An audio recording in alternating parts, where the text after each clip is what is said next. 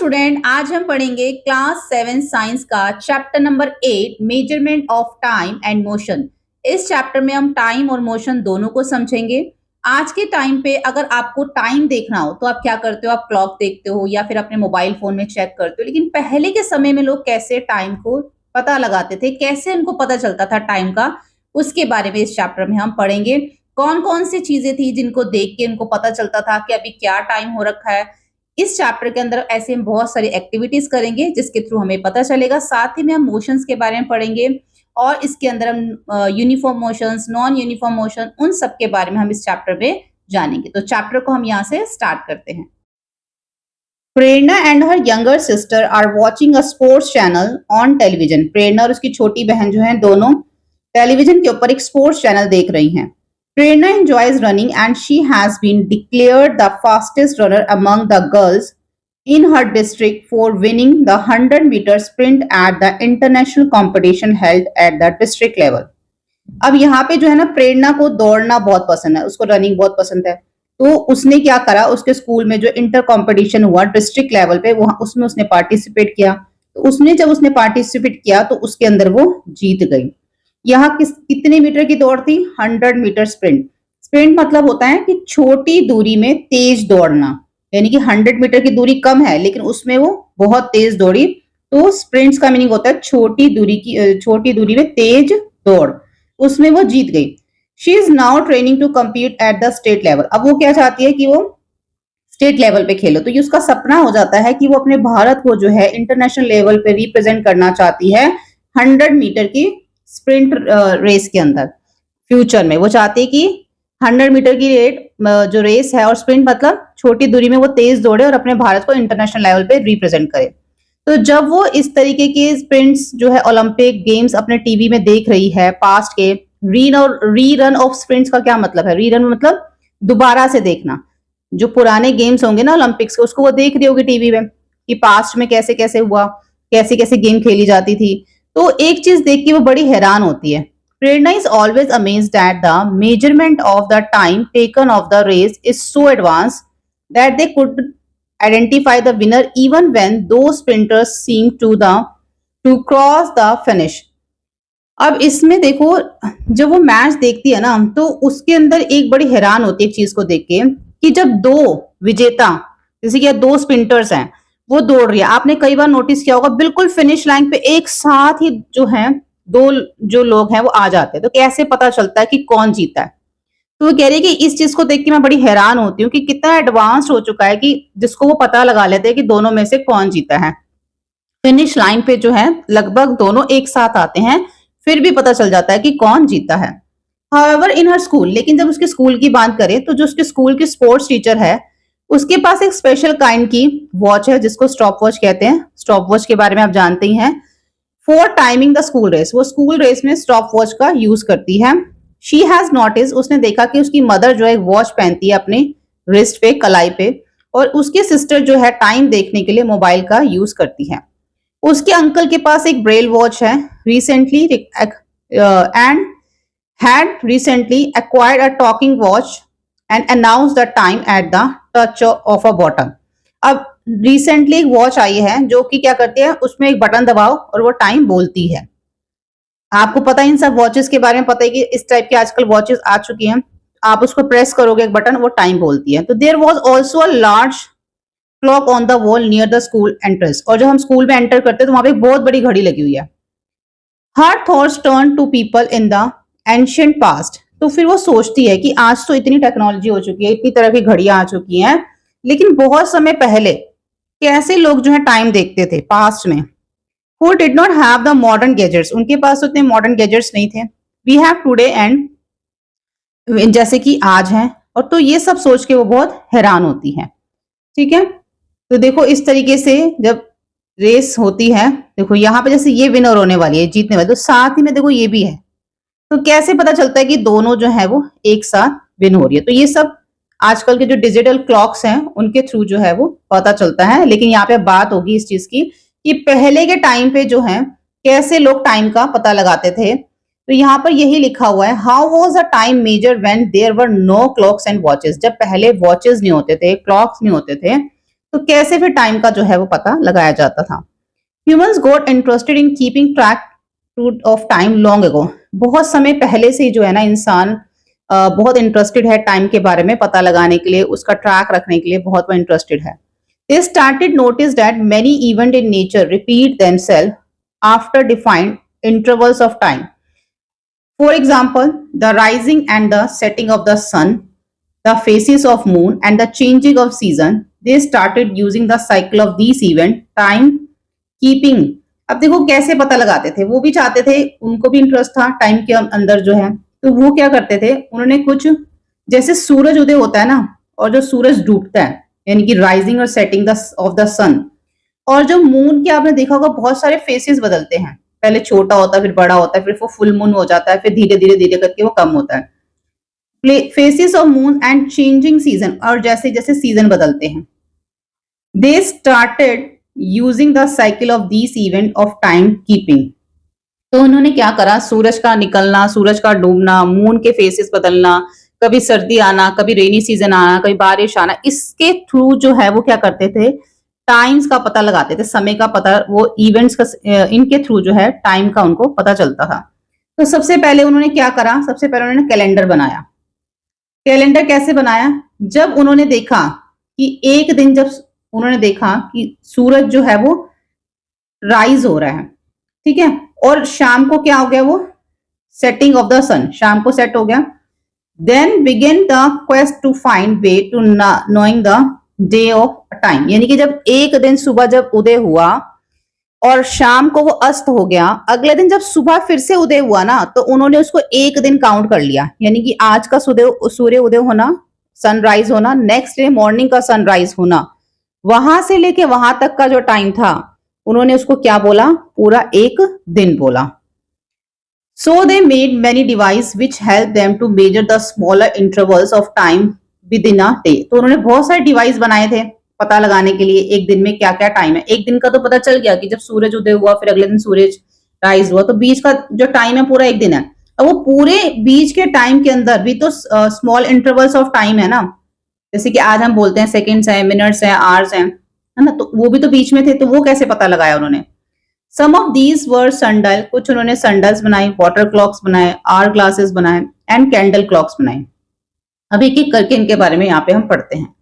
In a sundial, time is determined with the changing position of the shadow of an object cast by the light of the sun during the day.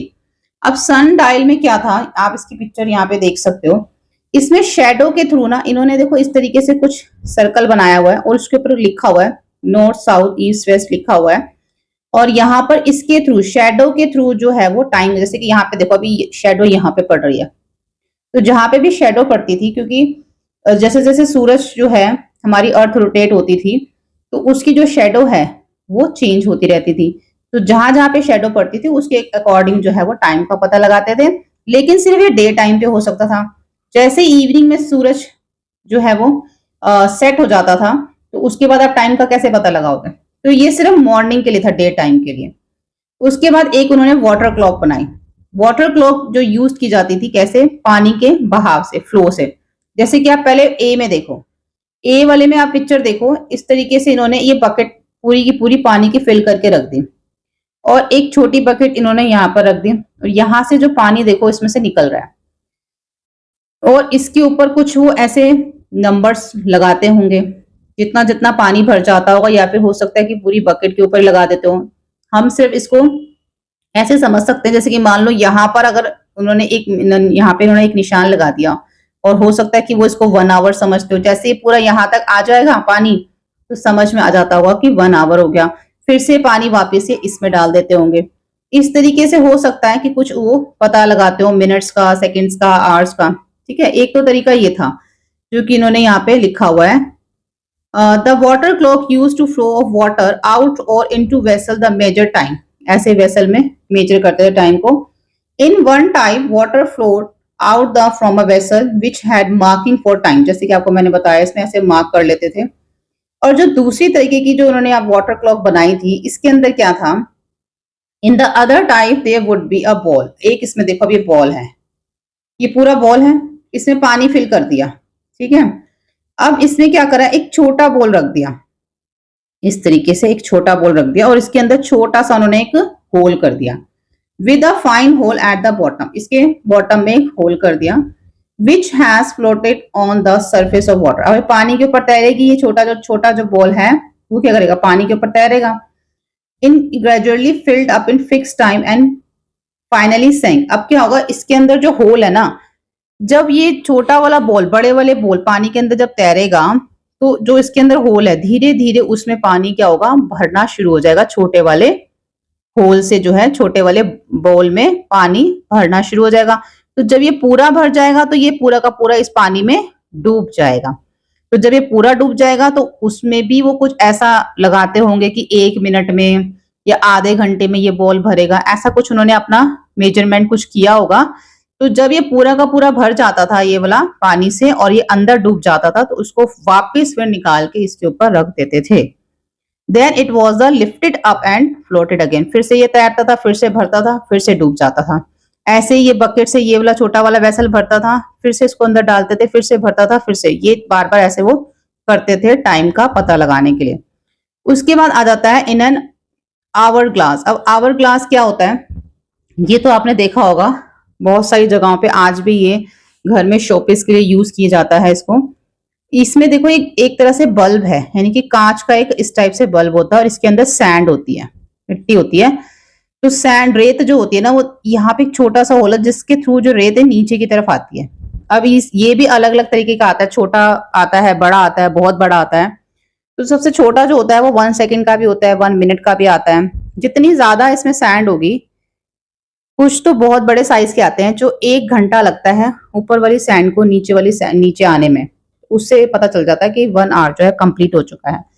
ठीक है, तो यही लिखा है कि time was measured on the basics of the flow of sand for one bulb to another, एक से दूसरे की तरफ आता है।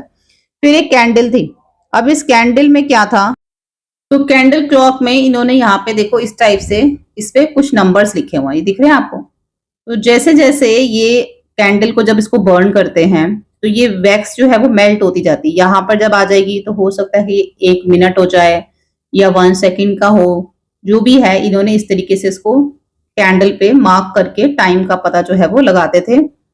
Candles clock figure 8.4 were candles with marking that indicate the passes of time when burn. जब ये जलती थी तो टाइम जो पास हो रहा है उसका जो है वो पता चलता था। Fascinating facts: the world largest stone sundial, the Samrat Yantra, was built around 300 years ago at the Jantar Mantar in Jaipur, Rajasthan. A UNESCO World Heritage Site, the houses several astronomical instruments. अब यहाँ पे देखो किसकी बात हो रही है, यहाँ पे आपको पिक्चर दिख रही है, ये है जंतर मंतर जो कि जयपुर राजस्थान में है। ये जो है the world largest stone sundial है, यानी कि पूरी दुनिया में सबसे बड़ा जो स्टोन सनडायल है यहाँ पे जयपुर में जंतर मंतर के नाम से है, जो लगभग 300 साल पहले जयपुर में ये बनाया गया था। और ये जो है ना यूनेस्को वर्ल्ड हेरिटेज जो है, जहां पर बहुत सारे हाउसेस हैं। यूनेस्को वर्ल्ड हेरिटेज साइट क्या है, एक हाउस मतलब जहां पे बहुत सारे एस्ट्रोनॉमिकल इंस्ट्रूमेंट्स हैं with its imposing the height of 27 metre, जहां पे जो इसकी ऊंचाई जो है वो बताई जाती है कि 27 मीटर ये ऊंचा है, इतना जो है वो बड़ा है। तो इसकी जो शेडो है वो मूव जब करती है, यानी कि इस तरीके से बना हुआ है, जब इसके ऊपर सूरज की रोशनी जब पड़ती होगी उससे जो छाया आती है, उससे जो शेडो आती है वो 1 मिलीमीटर पर सेकेंड, यानी कैसे आती है, उसकी जो छाया आती है वो पर मिलीमीटर 1 मिलीमीटर पर सेकंड जो है, जो इसके अंदर स्केल बना होगा ना जंतर मंतर के अंदर, उसके ऊपर आके वो पड़ती है। फिर उससे जो है क्या होता है, mark the measure of time intervals. तो उसके अंदर सबसे छोटा जो 2 सेकंड का टाइम इंटरवल जो है उसके अंदर फिर मेजर किया जाता है। लाइक एनी सनडायल, बाकी सनडायल की तरह ये भी जो है एक सोलर टाइम है, जो हमें सूरज के द्वारा जो है उसकी छाया के द्वारा हमें किसका पता चलता है, टाइम का पता चलता है। तो जो लोग जयपुर में रहते होंगे उन्होंने इसको जरूर देखा होगा। दिल्ली में भी जंतर मंतर है, वहां पर भी इस तरीके से जो है बना हुआ है।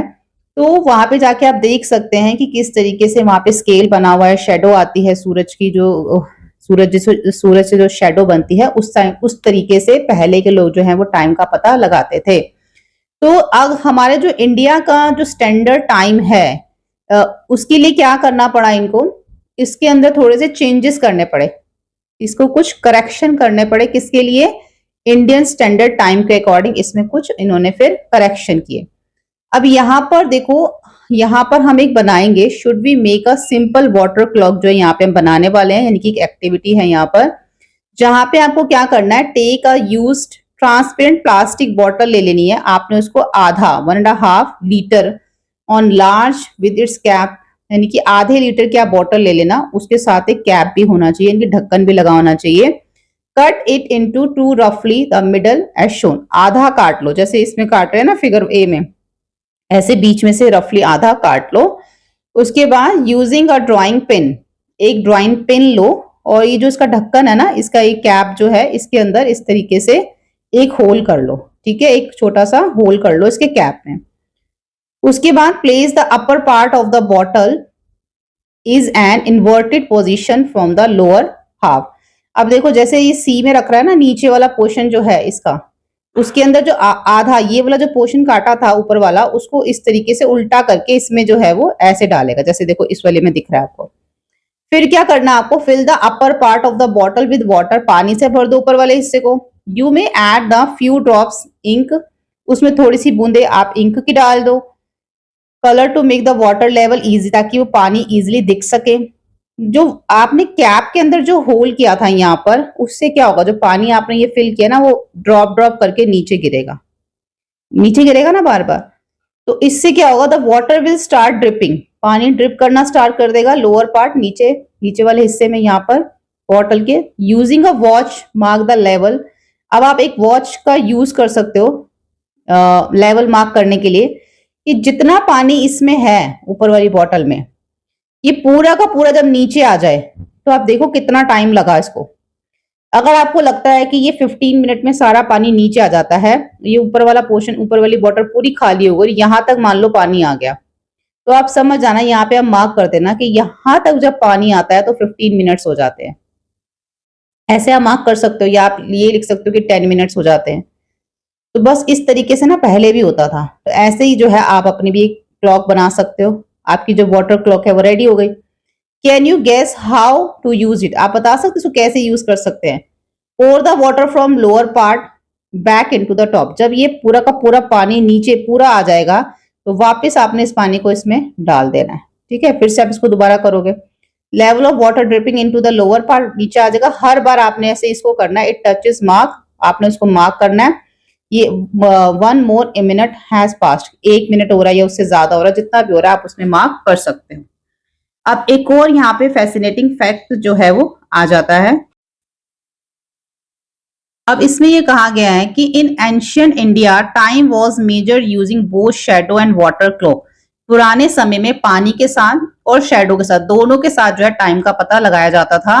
The earliest reference to shadow based time measured appears in Arthashastra by Kautilya was composed and revised between the 2nd century BC, 3rd century C।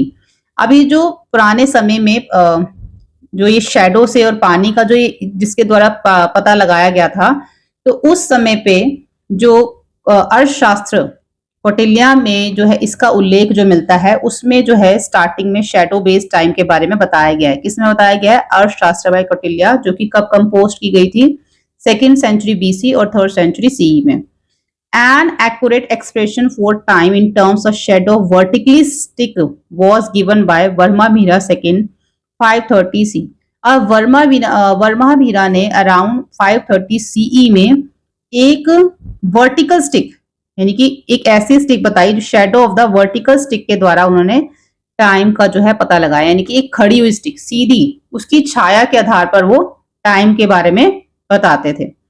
The water clock with water flowing out was described in Arthashastra, Sardullah Karan Vandana and some text earlier CE centuries। अब जो water clock थी ना, उसके बारे में जो describe किया गया था अर्थशास्त्र में और सरदुल्ला करम वंदना में, कुछ पुराने टेक्स्ट हैं बिल्कुल स्टार्टिंग CE सेंचुरी के, जिसके अंदर वाटर क्लॉक के बारे में डिस्क्राइब किया गया था। These clock were not very accurate, ये जो क्लॉक थी वाटर क्लॉक, ये इतनी एक्यूरेट नहीं थी, क्योंकि जब इसमें पानी का लेवल कम हो जाता था तो इसका जो फ्लो था वो डिक्रीज हो जाता था।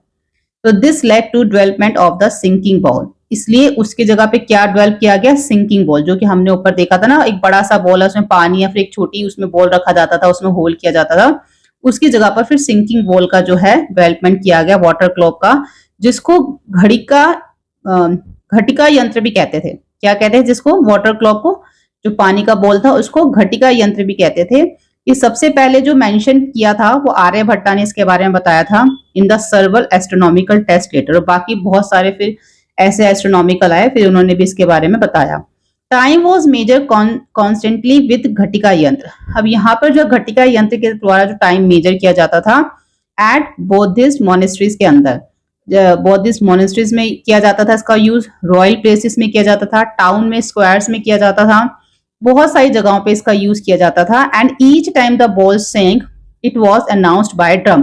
तो जैसे ही वो छोटा वाला जो बॉल था वो पानी से जब भर जाता था और डूब जाता था, तो फिर उस समय पे ड्रम बजाकर, बड़े बड़े मतलब कि एक तरह से बहुत सारे ढोल बजाकर, शंख बजाकर, घंटे बजाकर जो है टाइम का डिक्लेरेशन करते थे कि 1 घंटा हो चुका है। ऐसा कुछ होता होगा कि जैसे वो कटोरी डूब जाती थी पूरी की पूरी पानी में, तो पूरे शहरों में, पूरे गांव में बहुत जोर जोर से शोर मचाकर जो है वो टाइम की घोषणा की जाती थी।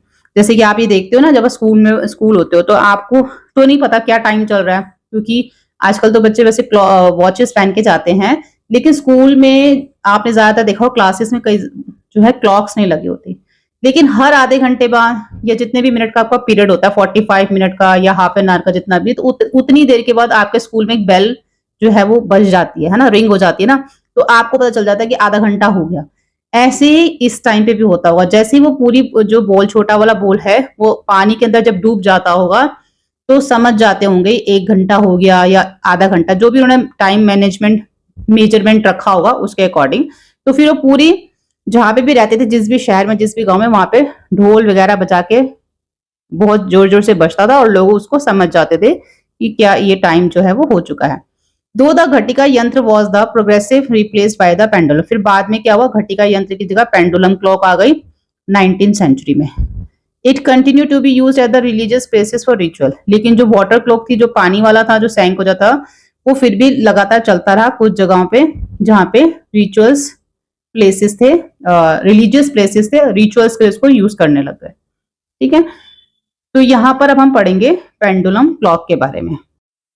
देखो, जैसे कि आपको यहाँ पे ना पिक्चर भी दिख रही है, ये पेंडुलम क्लॉक है जो कि बहुत पहले यूज होती थी, अब भी आपने कई जगहों पे देखी होगी।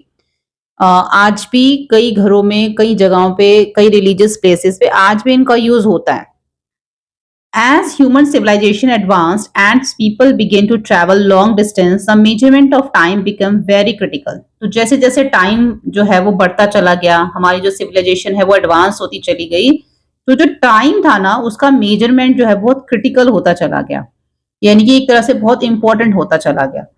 This led to the development of increasingly better mechanical device for the measurement of time, driven by weight, gears and springs from the 14th century onward. अगर 14वीं शताब्दी तक देखें, 14th century तक देखें, तो इसको बेटर करने के लिए ना बहुत सारे इसका विकास हुआ। इसमें बहुत जो है टाइम को सही तरीके से मापने के लिए उन्होंने स्टार्टिंग में क्या करा, कुछ गियर्स का, कुछ स्प्रिंग्स का, इनकी सहायता से, कुछ व्हील्स का, ऐसे का, इन सब चीजों का यूज करके उन्होंने जो है टाइम को वो क्या करते थे, उनकी हेल्प से जो इसको नियंत्रण करते थे, पता लगाते थे इन सब चीजों की हेल्प से। जब तक मतलब पेंडुलम क्लॉक नहीं आई थी ना, ये 14th सेंचुरी की बात है। तो उसके बाद क्या हुआ, पेंडुलम क्लॉक का जो है इन्वेंशन हुआ इन द 17th सेंचुरी में। पेंडुलम क्लॉक का इन्वेंशन हुआ, mark the major breakthrough. जब पेंडुलम क्लॉक का इन्वेंशन हुआ ना, तो यानी कि जब पेंडुलम क्लॉक आई तो ये एक बहुत बड़ी क्रांति थी, एक बहुत बड़ा ब्रेक थ्रू था किसके अंदर, मैकेनिकल टाइम टाइम के अंदर, यानी कि जो टाइम का पता लगाते थे लोग अलग अलग तरीकों से। बहुत सारी चीजें हमने स्टार्टिंग में भी पढ़ी, एंशिएंट टाइम पे क्या करते थे, फिर उसके बाद गियर्स का, स्प्रिंग्स का, इन सब चीजों का यूज करके टाइम का पता लगाते थे 14th सेंचुरी में। फिर पेंडुलम क्लॉक आ गई। तो जब पेंडुलम क्लॉक आ गई तो एक बहुत बड़ा ब्रेक थ्रू आया किसके अंदर, टाइम उसमें, मैकेनिकल टाइम कीपिंग में। तो इसके थ्रू फिर इजिली जो है टाइम का पता चलने लग गया। तो आगे देखो यहाँ पे क्या लिखा हुआ है, तो यहाँ पर बताया गया कि जो पेंडुलम क्लॉक थी ना वो कैसे इन्वेंट हुई। The pendulum clock was invented in 1656 and patented by 1657 by Christian, यहाँ पे क्रिस्टियाना जो थे क्रिस्टियाना ह्यूजेन 1629 से 1695 तक। He was inspired by the investigation of pendulum by the Galileo Galilei. अब इन्होंने क्या किया था, इन्होंने जो है इसका पैटेंट, इसका आविष्कार किया था पेंडुलम का, और इसका जो पैटेंट जो है उन्होंने करवाया था। उन्होंने गैलीलियो गैलीली के द्वारा एक पेंडुलम के, वहां से जो है ना उनको एक प्रेरणा मिली थी। कहां से? गैलीलियो गैलीली के द्वारा। It is sad that the one while sitting in a church, उन्होंने बताया कि जब वो एक बार चर्च में बैठे हुए थे तो गैलीलियो ने अटेंशन, यानी कि गैलीलियो ने ये ध्यान दिया कि वहां पर एक जो लैंप है ना, वहां पर उनकी जो सीलिंग है, यानी कि जब फैन वगैरह लगे होते हैं, जो छत होती है, सीलिंग पे एक लैंप जो है वो लटक रहा है, which was swing back and fourth, यानी कि वो हिल रहा था, ऐसे ऐसे ऐसे ऐसे, इस टाइप से वो आगे पीछे जो हिल रहा होगा, स्विंग कर रहा होगा। तो using his pulse to measure time, Galileo ने क्या करा, जो उनकी पल्स है, जो हमारी ये होती है रिस्ट पे, जो हमारी एक पल्स जज होती है ना, जो डॉक्टर भी चेक करते हैं, तो उसके साथ उन्होंने उस जो लैंप को है ना मेजर करा, कि गैलीलियो ने ये पाया जो लैंप जो है सेम टाइम पे हर बार स्विंग कर रही है, यानी कि सेम टाइम पे इधर आ रही है और सेम टाइम पे इधर जा रही है। उन्होंने अपनी पल्सेस को मेजर किया। After experimenting with the different pendulum, जब उन्होंने बहुत सारे अलग अलग तरह के पेंडुलम्स में एक्सपेरिमेंट किया, तो Galileo concluded that the time taken to complete one oscillation was always the same for pendulum for given length. तो उन्होंने ये देखा, जब उन्होंने बहुत सारे पेंडुलम्स पे एक्सपेरिमेंट किया, तो गैलीलियो ने ये पाया कि जो टाइम लग रहा है ना एक पूरा ऑक्सीलेशन का, पूरा ऑक्सीलेशन मतलब यहां से इधर और यहां से वापस इधर, तो यानी कि पूरे ऑक्सीलेशन में जो एक टाइम लग रहा है वो हर बार जो है वो सेम लग रहा है पेंडुलम के अंदर। ठीक है, तो ये जो है उन्होंने हमें यहाँ से पता चलता है किसके बारे में, कि पेंडुलम क्लॉक जो है वो कैसे इन्वेंट हुई। अब आगे भी हमें यहाँ पे पेंडुलम के बारे में बताया गया है। A simple pendulum consists of a small metallic ball called a bob. अब इसके अंदर ना एक मेटेलिक बॉल होती है जिसको कि क्या कहते हैं, बॉब। ये देखो, ये जो होती है ना एक बॉब होता है of the pendulum, suspended from a rigid support by a long thread as shown. और उसको क्या किया जाता है, एक लंबे से धागे के साथ बांध दिया जाता है। ठीक है, देखो ये जो होता है ये बॉब होता है, और इसको लंबे से धागे के साथ, लॉन्ग थ्रेड के साथ इसको बांध दिया जाता है। अब यहाँ पर हमें ना वन ऑक्सीलेशन के बारे में समझाएंगे कि ऑक्सीलेशन क्या होता है। देखो, अगर यहां से स्टार्ट हो रहा है, यहाँ पे पोजीशंस दे रखी हैं, ये हमारी ओ है, ये हमारी ए है, ये बी है। अब पोजीशन ए से स्टार्ट होता है, ए से स्टार्ट होगा, ए पे जाएगा, ए से फिर वो बी पे जाएगा, और बी के बाद जब वापस ओ पे आएगा तो वन ऑक्सीलेशन होगा। यानी कि जिस पोजीशन से स्टार्ट हुआ है उसी पोजीशन पे जब वापस आ जाता है ना तो वन ऑक्सीलेशन होता है। ओ से स्टार्ट किया, मान लो या बी पे चला गया, बी से ए पे गया और वापस फिर ओ पे आ गया, तो वन ऑक्सीलेशन हो गया। अगर वो ए से स्टार्ट करता है, ए से ओ पे जाएगा, ओ से बी से जाएगा, और बी से वापस ओ पे आके ए पे आएगा, तो वन ऑक्सीलेशन हो जाएगा। सिर्फ आपको ये ध्यान रखना है कि जिस पोजीशन से उसने स्टार्ट किया, जब वापस उसी पोजीशन पे वो आ जाता है तो हमारा वन ऑक्सीलेशन जो है वो कंप्लीट हो जाता है। ठीक है, यहाँ पे इन्होंने हमें यही समझा रखा है। आगे एक एक्सपेरिमेंट दे रखा है यहाँ पे, collect a pipe of string around 150 centimetre long और a heavy metal ball with a hook, a strong stone bob as stop watch and a ruler. तो यहाँ पर हमें क्या बोला गया है कि आपको एक ना एक पीस ऑफ स्ट्रिंग लेना है, एक आप रस्सी ले सकते हो, 150 सेंटीमीटर लॉन्ग होगी, और एक हैवी मेटल बॉल ले लेनी है, कोई स्टोन ले लो या हैवी बॉटल हुक ले लो जो कि हमारा बॉब का काम करेगी। एक स्टॉप वॉच ले लो टाइम मेजर करने के लिए। ठीक है, और साथ में आप एक रूलर ले सकते हो। Tie the bob at one of the string, जैसे कि आपने स्ट्रिंग ले ली, अब इसके नीचे क्या करा, आपने जो भी स्टोन लिया है या बॉल ली है, जो भी लिया उसको आप नीचे यहाँ पे बांध दो। ठीक है, fix the other end of string to a wrist support such that length of the string is between support and bob is around 100 centimetre, यानी कि इसके बीच की जो दूरी है ना वो 100 सेंटीमीटर होनी चाहिए। Wait for the bob to come rest, your pendulum is now ready। तो यहाँ पर भी आपने क्या करना है, यहाँ पर भी आपने किसी इसको मजबूत चीज से इसको बांध देना है। जैसे कि आपने यहाँ देख रहे हैं, ये देखो, ये रिस्ट सपोर्ट है। तो इस तरीके से आपको भी इसको किसी चीज से इस तरीके से बांधना है, फिर वेट करना है कि ये जो अगर ये हिल रहा है ना, तो जब तक ये रुक नहीं जाता, यानी कि आपका जो बॉब है बिल्कुल रुक नहीं जाता, तब तक आप वेट करो। जब ये रुक जाएगा फिर आपने क्या करना है, gently hold the Bob, move it slightly. फिर आपने इसको हल्का सा स्लाइटली इसको मूव करना है एक साइड पे। तो आप देखोगे कि take care not to push the bob while releasing it hand and then string is taut. यानी कि आपने इसको ऐसे नहीं करना कि बहुत तेजी से जोर जोर से हिलाना है, आपने इसको हल्का सा जो स्लाइटली जो है एक साइड में मूव करना है। फिर आप देखोगे कि वो अपने आप जो है इस तरीके से मूव करने लग जाएगा। Is your pendulum now oscillating? क्या आपका पेंडुलम अब ऑक्सीलेटिंग कर रहा है, यानी कि इधर से उधर आपका जा रहा है? तो फिर आप उसको मेजर करो, जो आपने अपने पास टाइम जो उसका जो लग रहा है ना, उसको मेजर करो, उस पेंडुलम के टाइम को कितना टाइम लगता है यूजिंग अ वॉच। उस वॉच का यूज करो और देखो कि एक ऑक्सीलेशन में कितना टाइम लग रहा है। फिर उसको आपने 10 ऑक्सीलेशन जब कंप्लीट हो जाएंगे ना, तो रिकॉर्ड करो कि कितना टाइम लगता है। नीचे में टेबल दे रखा है 10 ऑक्सीलेशन में कितना टाइम लगता है, और इस एक्टिविटी को 3-4 बार रिपीट करो। Divide the time taken for 10 oscillation by 10 to calculate the time period of your pendulum. Note it down table 8.1. अब यहाँ पे हमें नोट करने के लिए बोला गया है।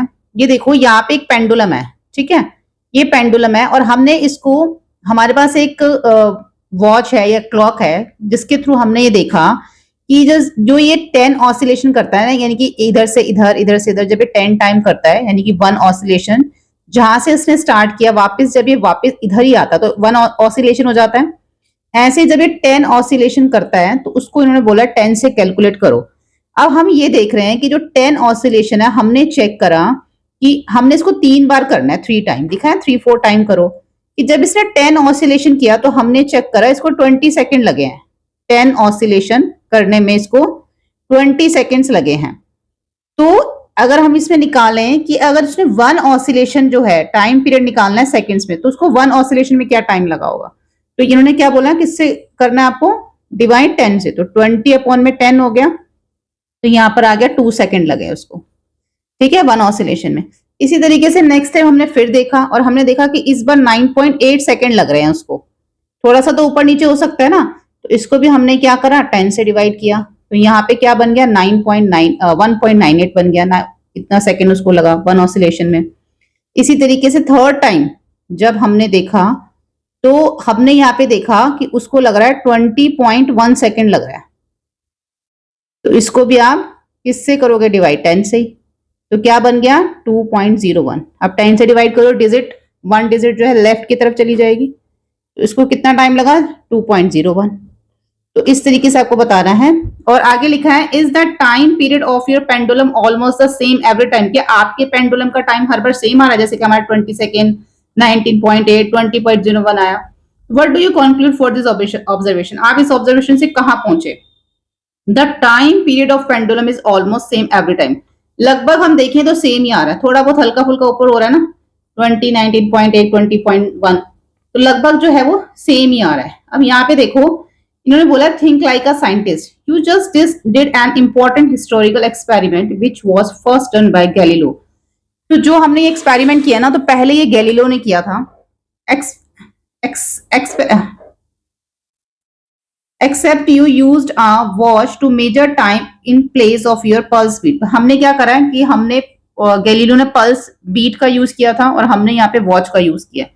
Suppose you were Galileo experiment with pendulum, what all would you investigate? अगर आप गैलीलियो का एक्सपेरिमेंट उस तरीके से करते तो आप क्या एक्सपेरिमेंट करते और आपको आप उसमें क्या क्या क्वेश्चंस पूछते? तो would all pendulum have the same time period? क्या सभी पेंडुलम्स में सेम टाइम पीरियड होता है? यानी कि अगर एक ऑसिलेशन में 2 सेकेंड लग रहा है तो क्या सभी पेंडुलम्स में ऐसा ही होता है? How would you test this? कैसे पता लगाएंगे? रिपीट दिस एक्टिविटी 8.2, एक्टिविटी दोबारा करो, सेम वही बॉब लो और उसको pendulum of 2 of 3 different length. अब यहाँ पे बॉब तो वही लेना है, लेकिन जो उसकी लेंथ है ना, जैसे इसकी 100 मीटर ले ली, कितनी थी ऊपर 100, यहाँ पे कितनी थी, यहाँ पे 100 सेंटीमीटर,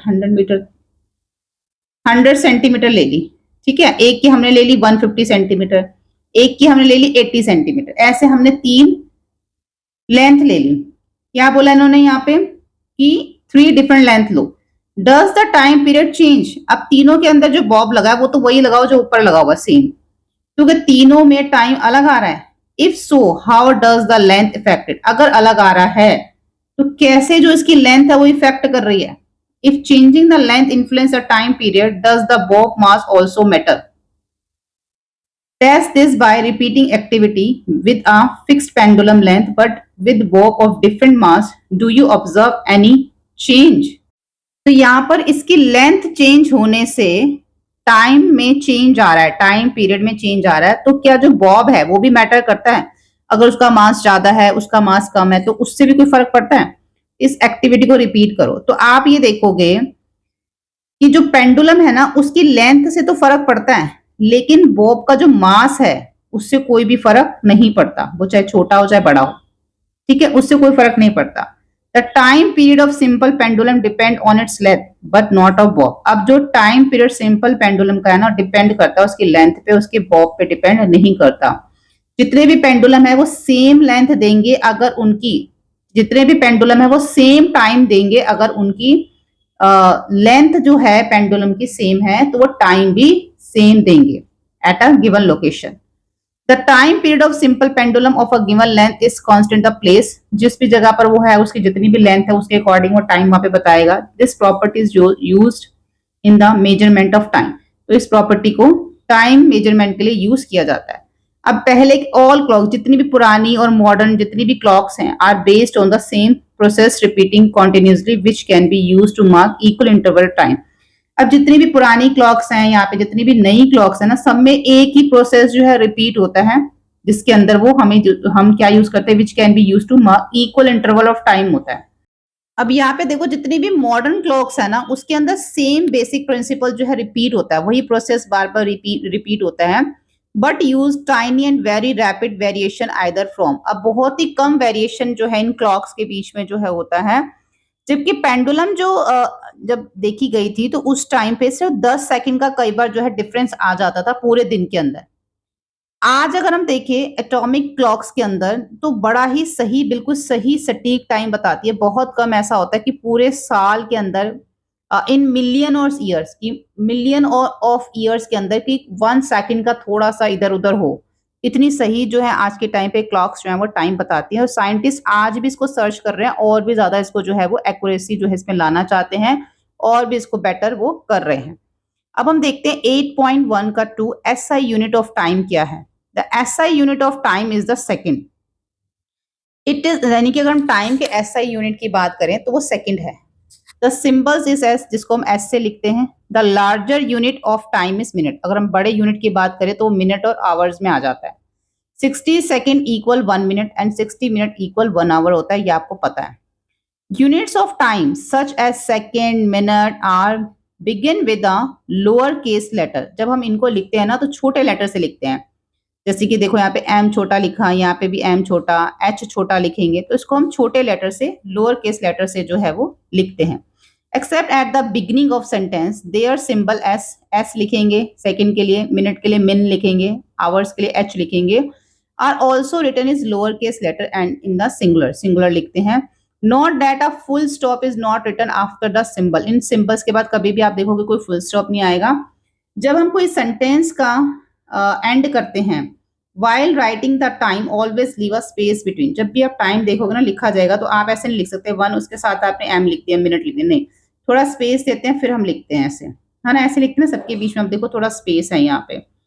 उसके बाद है बिटवीन नंबर एंड यूनिट के बीच में स्पेस होता है। ऑल्सो नोट दैट राइटिंग सेक और सेकेंड एंड आवर्स को इस तरीके से जो है ना, ये भी ध्यान रखना। ऑल्सो नोट दैट, जैसे कि हम सेकेंड को इस तरीके से और आवर्स को इस तरीके से, ये हमारा इनकरेक्ट वे, ऐसे नहीं लिखते, ठीक है, तो ये चीज आपको ध्यान रखनी है। उसके बाद फैसिनेटिंग फैक्ट है यहाँ पे, the hole in the bowl of, यहाँ पे हमने जो ऊपर ऊपर देखा था ना यंत्र, घटिका यंत्र जो हमने ऊपर देखा था, was made in such a manner जो हमने ऊपर देखा कि जो बॉल के अंदर एक होल करते हैं जिसको घटिका यंत्र हमने पढ़ा था कि वो इस तरीके से इस तरीके से बनाया गया कि that it took 24 minutes to fill and sink, यानी कि उसको भरने में 24 मिनट लगे, वो पूरा का पूरा फिल हो जाए और वो डूब जाए।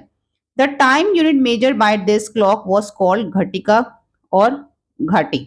तो जो ये टाइम यूनिट था ना, जैसे कि 24 मिनट में, तो उसको इस क्लॉक को घटिका या फिर घाटी जो है वो कहते थे। It becomes the standard unit of time measurement and continued until the end of the 19th century. तो लगातार ये चलता रहा, 19th सेंचुरी तक चलता रहा। इसका जो स्टैंडर्ड यूनिट ऑफ टाइम जो था वो 19th सेंचुरी तक चलता रहा। अब यहाँ पे 24 hours long day was thus divided into 60 equal ghatika. तो क्या करते थे, जो पूरे दिन में 24 घंटे होते थे ना, उसको ये 60 इक्वल्स घटिका में जो है वो डिवाइड कर देते। 60 इक्वल घटिका मतलब हो गया 24 मिनट। एक घटिका में कितने मिनट हो गए? 24 मिनट्स हो गए। आगे यहाँ पे देखो, अब हमें एक्टिविटी दे रखी है 8.3, let us define. Look at the wall. एक वॉल क्लॉक पे देखो जो आपको यहाँ पे दिखाई गई है 8.9 पे, carefully. What is the smallest interval of time you can measure with it. अब आपको सबसे स्मॉलेस्ट इसमें टाइम जो है, इंटरवल टाइम कौन सा दिख रहा है? 1 second is the smallest interval of time that we can measure using this clock. तो हम 1 सेकेंड सबसे छोटा जो टाइम लेते हैं इसके अंदर इंटरवल ऑफ टाइम। तो यहाँ पे science and society in today world, आज की दुनिया को अगर हम देखें, measuring tiny fraction of a second is very important. For example, in sports, timekeeping device can record events down the 100 or even 1000 of a second, a miles seconds. तो अगर हम इस पूरे को समझे तो देखो यहाँ पर ना, जो सेकंड जिसको हम सबसे छोटा स्मॉलेस्ट इंटरवल यूनिट जो है मानते हैं, तो लेकिन आज के टाइम पे अगर हम देखें ना, तो उसको भी यहाँ पे क्या कर दिया, उसका भी फ्रैक्शन हो चुका है।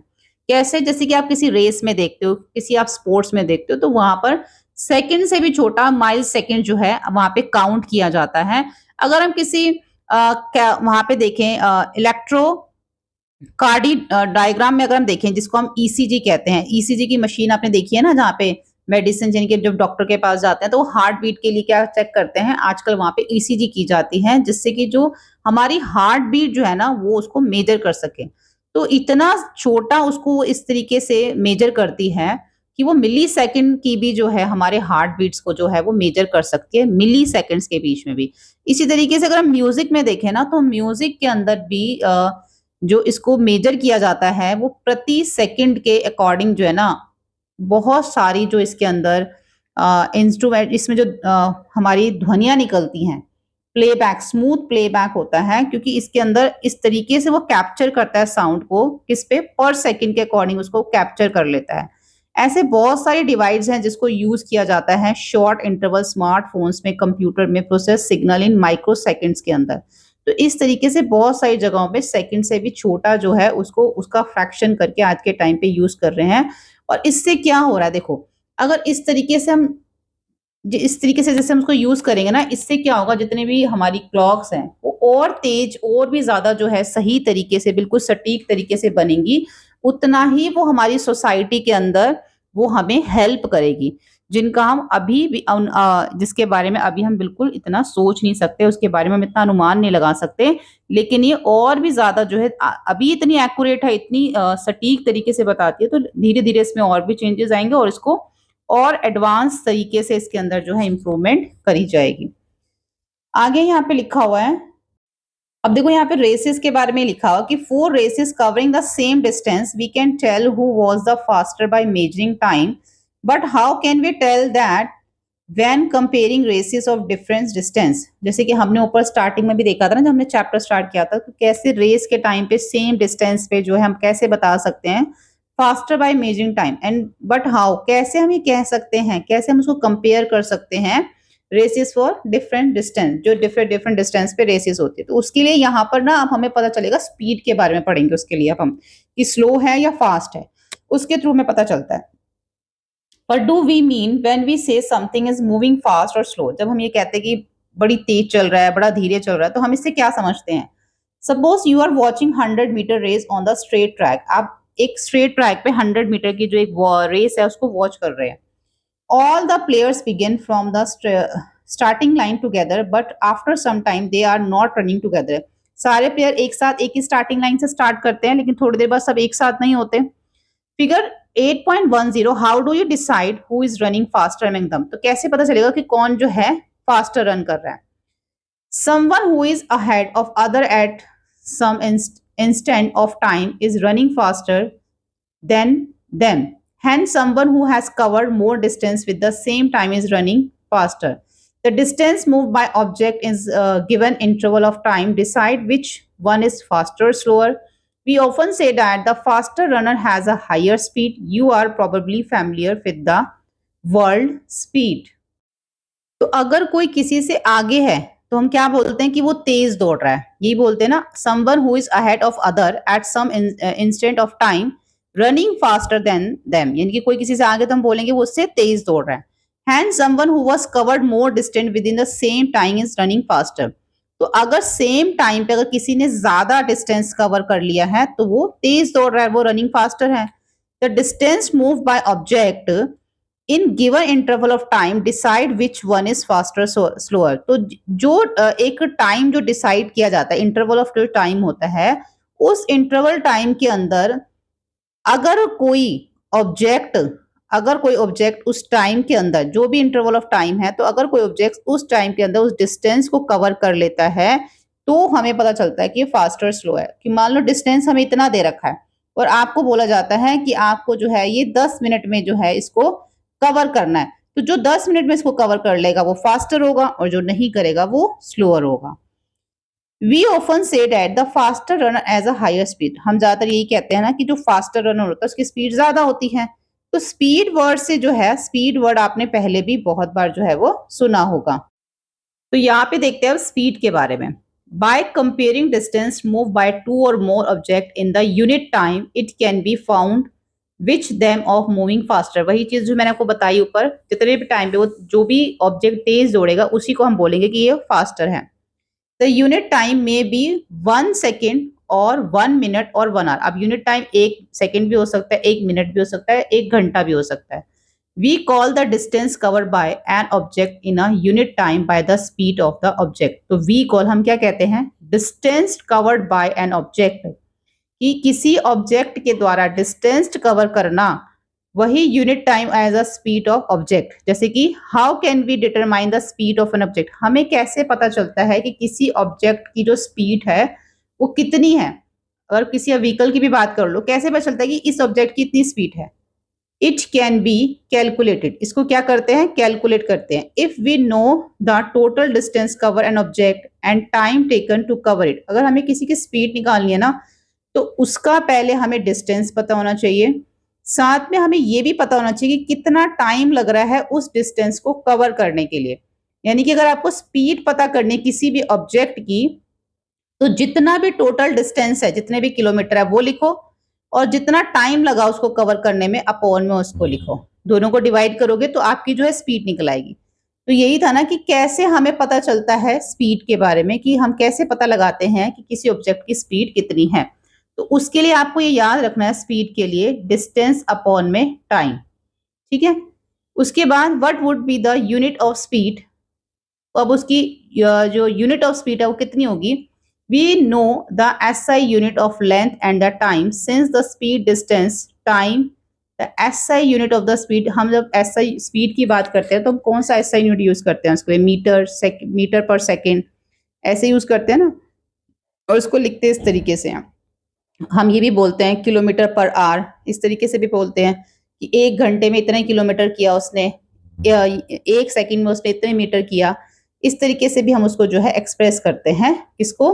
स्पीड की एसआई यूनिट को. अब यहाँ पे देखो एग्जांपल दे रखा, इसके थ्रू आपको समझ में आ जाएगा. स्वाति है जो कि स्कूल जाती है, 3.6 किलोमीटर उसके घर से उसका डिस्टेंस है स्कूल का. It takes her 15 minute to reach her school riding on a bicycle. वो बाइसिकल से जाती है. ठीक है. Calculate the speed of bicycle. अगर हमें यहाँ पे स्पीड निकालनी है बाइसिकल की, कितनी स्पीड से वो जा रही है, तो देखो यहाँ पर आपको डिस्टेंस दे रखा है. ठीक है. और साथ ही में आपको यहाँ पे क्या दे रखा है? टाइम दे रखा है. तो आपको क्या चाहिए? डिस्टेंस और टाइम चाहिए. अपॉन में लिख दो उसको यहाँ पे, 3.6 अपॉन में 15.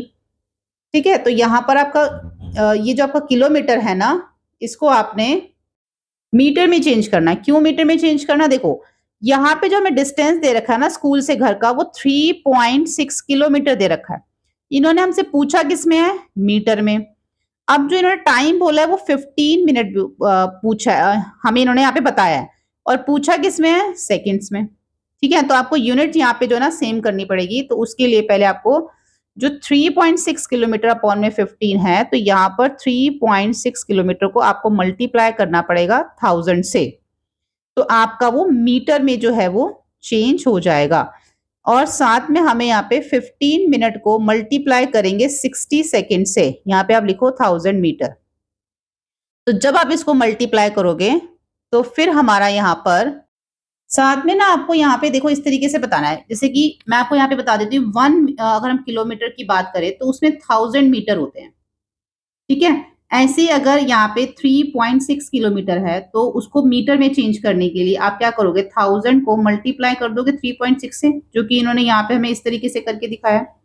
ऐसे अगर मैं यहाँ पे मिनट की बात करूं, 1 मिनट के अंदर 60 सेकेंड होते हैं। तो अगर हम यहाँ पर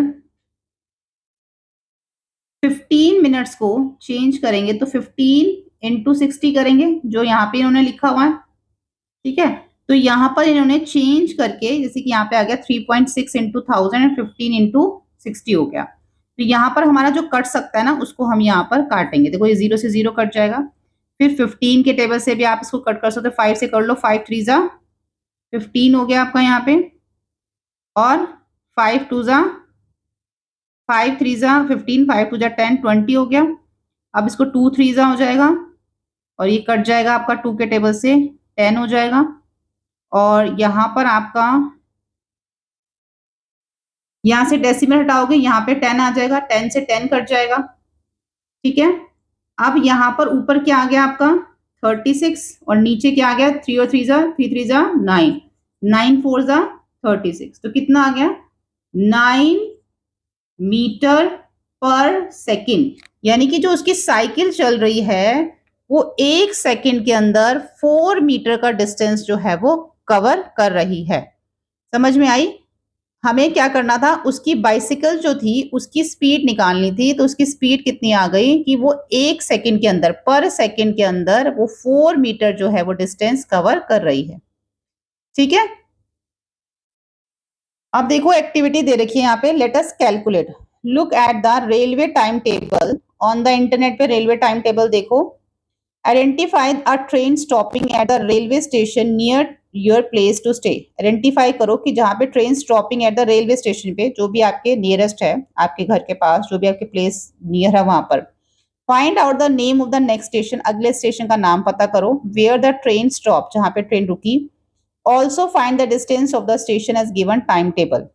Note the time at which the train depart from the your station arrive at the next station. यानी कि जो आपके स्टेशन पे जो ट्रेन आई थी उसके बाद जो अगले स्टेशन पे जो ट्रेन गई, find the difference to calculate the time taken by the train. कितना टाइम लगा उसको एक स्टेशन से दूसरे स्टेशन पर कवर करने में, distance till with the next station. ठीक है, तो यहाँ पे क्या करना है? Find the difference. क्या डिफरेंस निकालना है? Find the difference, calculate the time taken by the train to cover the distance till the next station. Calculate the speed of the train between two station is record in 8.2। Repeat 4-5 different types of train, passenger, express and superfast. तो यहाँ पर हमें अलग अलग तरीके से करना है। यहाँ पर पहले तो आप नेम ऑफ ट्रेन लिखोगे, name of train, name of the next station, next station के बारे में लिखोगे, distance till the next station, kilometre में बताओगे एक स्टेशन से दूसरे स्टेशन के बीच में कितना टाइम, कितने किलोमीटर डिस्टेंस था, और कितना टाइम उसको लगा एक स्टेशन से दूसरे स्टेशन पे जाने में। और उसके बाद आप यहाँ पर उसकी जो स्पीड ऑफ ट्रेन है बिटवीन दो स्टेशन के बीच में वो निकालोगे। तो यहाँ पे पहले आप इसको ऐसे फिल कर लेना, 4 ट्रेन के कोई भी आप नाम लिख देना, और उस स्टेशन के नाम लिखना जहां से आपकी ट्रेन स्टार्ट हुई, और उसके अगले स्टेशन का भी नाम लिखना। फिर बताना कि बीच में कितना किलोमीटर उनका डिस्टेंस था, एक स्टेशन से दूसरे स्टेशन पे जाने में कितना टाइम लगा, फिर यहाँ पे उसको कैलकुलेट करना। ठीक है, उसको आपने फिर कंपेयर करना। Compare the speed of train which is faster fastest train, कौन सी ट्रेन फास्ट है? तो आपको ये इंटरनेट के थ्रू यानी कि आप इसके अंदर यूज कर सकते हो, उसके थ्रू आप ये सारा पता लगा सकते हो गूगल का यूज करके।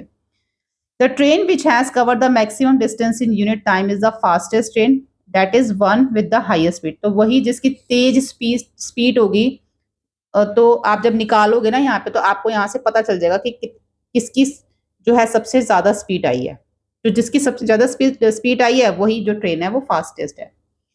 उसके बाद यहाँ पर रिलेशनशिप आ जाता है किसके बीच में? स्पीड, डिस्टेंस और टाइम के बीच में। We already now how to calculate speed using, हम ये सीख चुके हैं स्पीड कैसे निकालते हैं, डिस्टेंस अपॉन में टाइम करके। If the distance travel and time taken for it are known to us, we can write this equation in the different form to calculate the distance covered by an object if we know its speed and the time taken by using। अब यहां पर total distance covered, एक तरह से ना हमें यहाँ पे ये बताया गया है कि स्पीड निकालने के लिए आप क्या करोगे? स्पीड निकालने के लिए आप डिस्टेंस अपॉन में टाइम करोगे। अगर आपको डिस्टेंस निकालने के लिए बोला जाता है और स्पीड और टाइम आपको दे रखा है, तो आप क्या करोगे? Distance into speed into time कर दोगे। अगर आपको टाइम दे रखा है, सॉरी, अगर आपको टाइम निकालना है और आपको डिस्टेंस और स्पीड दे रखी है, तो टाइम इक्वल डिस्टेंस अपॉन में स्पीड कर दोगे। तो इस तरीके से आप स्पीड निकाल सकते हो, इस तरीके से आप डिस्टेंस निकाल सकते हो, इस तरीके से आप टाइम निकाल सकते हो। तीनों तरीके से आ सकता है। और नीचे उन्होंने हमें एक एग्जाम्पल दिया है, इसके थ्रू अब हम यहाँ पे इसको समझते हैं। यहाँ पे हमें नीचे दो एग्जाम्पल दे रखे हैं। तो पहला हम यहाँ पे देखते हैं, Raghav is going to neighboring city in a bus moving at a speed 50 kilometre per our. अब यहाँ पे स्पीड दे रखी है कि अपनी नेबरिंग सिटी में जा रहा है, उसकी जो ट्रेन की जो उसकी जो बस की स्पीड है वो 50 किलोमीटर पर आवर है। If it takes him 2 hours to reach that city, how far it city. तो हमें यहाँ पे डिस्टेंस निकालना है। ये बता रखा है कि उसकी जो स्पीड है बस की वो कितनी है, टाइम 2 घंटे लगा है। तो उस सिटी में पहुंचने के लिए जो डिस्टेंस है वो हमें बताना है। डिस्टेंस निकालने के लिए स्पीड इंटू टाइम करोगे। स्पीड दे रखी है 50 किलोमीटर पर आवर, टाइम लगा है 2 आवर। तो यहाँ आर से आर कट गया, डायरेक्ट इसको मल्टीप्लाई कर दो 50 को 2 से, तो 100 किलोमीटर जो है वो डिस्टेंस आ गया उसका। इसी तरीके से हमें नेक्स्ट एग्जांपल दे रखा है, एक ट्रेन है जो ट्रैवलिंग कर रही है, उसकी जो स्पीड 90 किलोमीटर पर आवर दे रखी है यहाँ पे। How much time will it take to cover the distance of 360 kilometre? अब उसको कितना टाइम लगेगा, यहाँ पे हमें क्या पता करना है?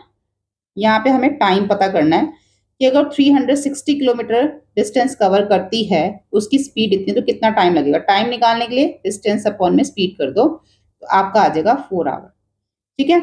In all the examples so far we have found the speed of an object by using the total distance cover divide by the total time taken. तो इस तरीके से हमने ऊपर देख रहे हैं कैसे हम टाइम निकालते हैं, कैसे हम स्पीड निकालते हैं, कैसे हम डिस्टेंस निकालते हैं। तो वो सब हमने ऊपर फॉर्मूलाज देख लिए हैं जो कि आपके लिए बहुत इंपॉर्टेंट है, वो आपको बिल्कुल भी जो नहीं भूलने हैं।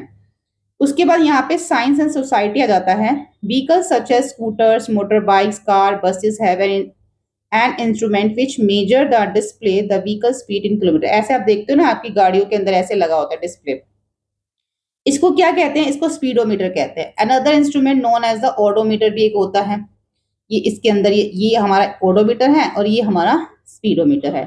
Is also fit the vehicle, ये भी व्हीकल के अंदर फिट होता है। That measures the distance travel by the vehicle in kilometre, जो कि हमें बताता है कि कितने किलोमीटर जो है वो गाड़ी चल चुकी है। और स्पीडोमीटर ये बताता है कि गाड़ी अभी कितनी स्पीड पे जो है वो चल रही है। I once watched a part of marathon on a straight road stretch. I noticed that some people seemed to be running at the same speed during that distance, while some people would speed up or slow down.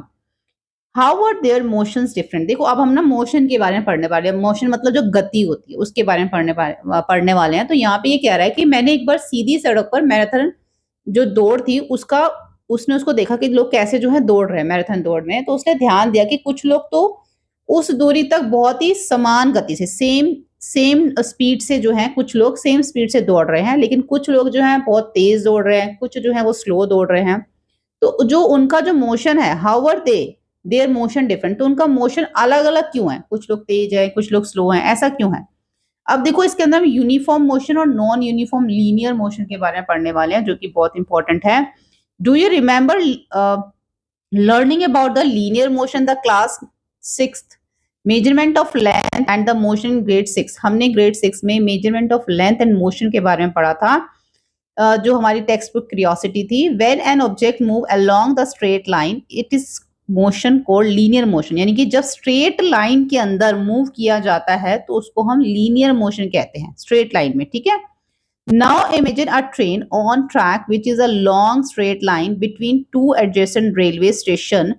अब यहाँ पर देखो कि यहाँ पे imagine करो कि एक जो ट्रेन है वो ट्रैक पे चल रही है स्ट्रेट लाइन पे, और बिटवीन टू एडजेसेंट, दो रेलवे स्टेशन के बीच में। So the motion of the train between these two station is an example of linear motion. तो ये दो स्टेशन के बीच में जो ट्रेन रन कर रही है स्ट्रेट लाइन पे, एक लीनियर मोशन का क्या है, एग्जाम्पल है यहाँ पर। Figure 8.11 the train start from the first station A at the slow speed, then move at the faster speed, then slow down and comes to the halt at the next station D. In between the two stations for some distance B to C, the train moves at the constant speed, that is at the unchanging speed. तो यहाँ पर हमें अच्छा ये दिखा रखा है, यहाँ पे देखो, यहाँ पे इसको समझो कि क्या लिखा हुआ है। यहाँ से इसको मैच करते हैं।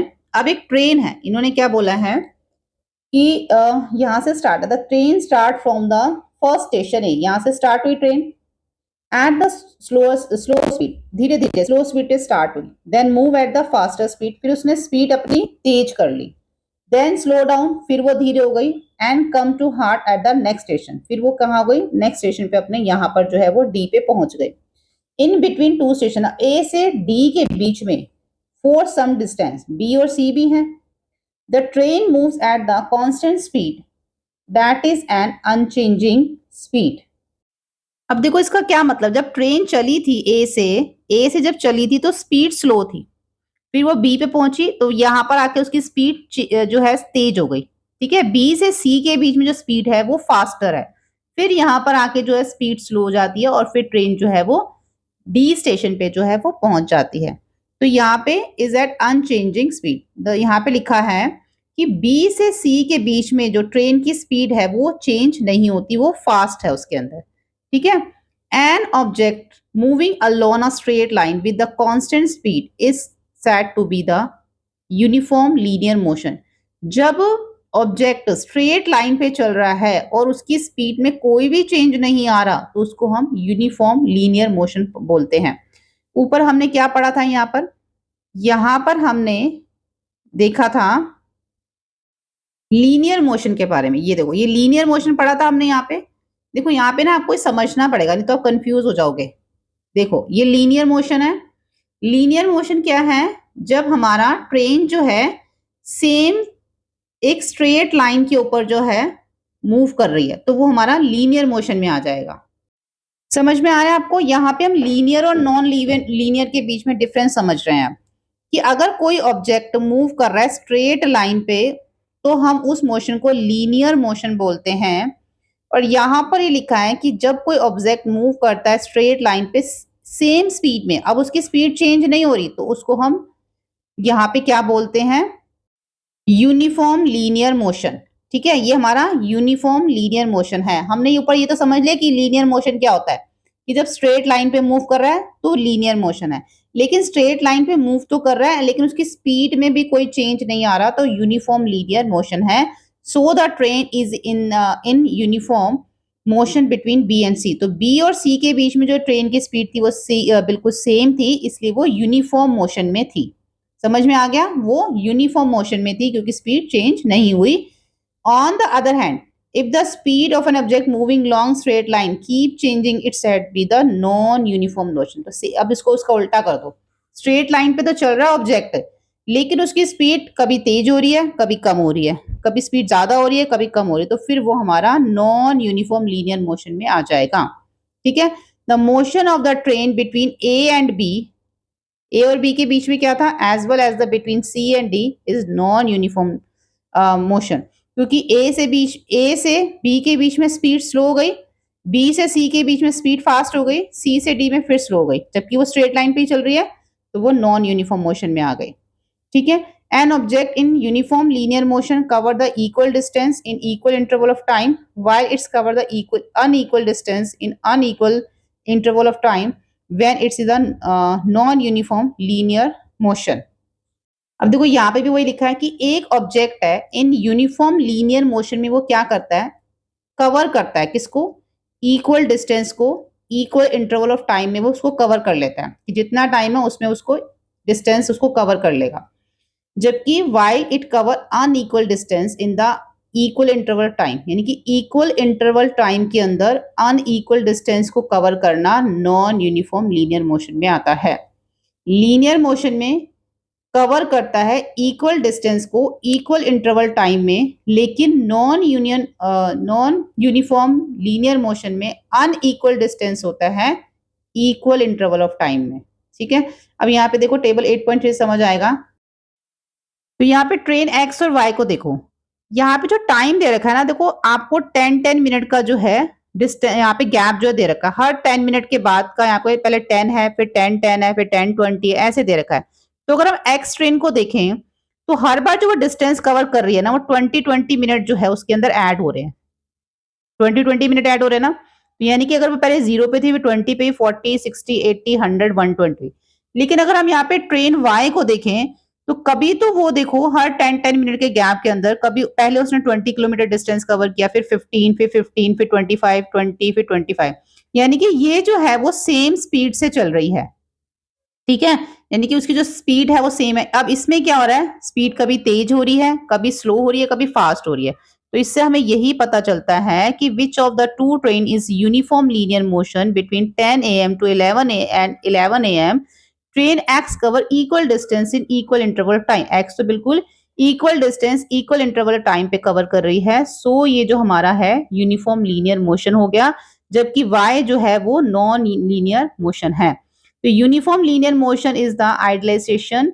In everyday life, we seldom find objects moving with the constant speed over long distance for long intervals of time. That is why we have to use the average speed.